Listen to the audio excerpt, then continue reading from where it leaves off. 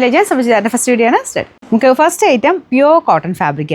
ഇപ്പോൾ എല്ലാവരും അത്രയും ഡിമാൻഡ് ചെയ്യുന്ന ഒരു ഐറ്റമാണ് പ്യുവർ കോട്ടൺ എന്ന് പറയുന്നത്. അപ്പോൾ അതിൽ തന്നെ പല റേഞ്ചിൽ ഞാൻ കാണിക്കുന്നുണ്ട്. ഇത് നല്ല ഫാബ്രിക് ആട്ടോ, നല്ല കോട്ടൺ, ടോപ്പ് ബോട്ടം ദുപ്പട്ട എല്ലാം പ്യുവർ കോട്ടൺ ആണ് ഫാബ്രിക് വരുന്നത്.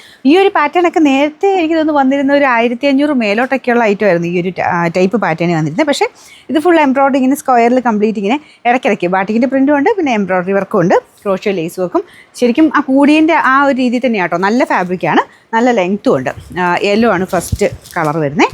പിന്നെ ബാക്ക് സൈഡിലില്ല കേട്ടോ, ബാക്ക് സൈഡ് പ്ലെയിൻ ആയിട്ടാണ് വരിക. നമ്പർ 7985, റേറ്റ് 1290 ഉള്ളൂ. 1296. രണ്ടാമത്തെ ഷെയ്ഡ് വരുന്നത് ഒരു ബ്ലൂ കളറാട്ടോ. ഭയങ്കര ഓവർ ബ്ലൂ അല്ല, പക്ഷേ കോട്ടണിൽ വരുന്ന നല്ലൊരു ബ്ലൂ കളർ. നമുക്കൊരു ഡസ്റ്റി എന്ന് പറയാൻ പറ്റത്തില്ല, ഇച്ചിരി ഗ്രീൻ ചെറുതായിട്ടും കൂടിയിട്ടുള്ള ബ്ലൂ എന്ന് വേണമെങ്കിൽ പറയാം.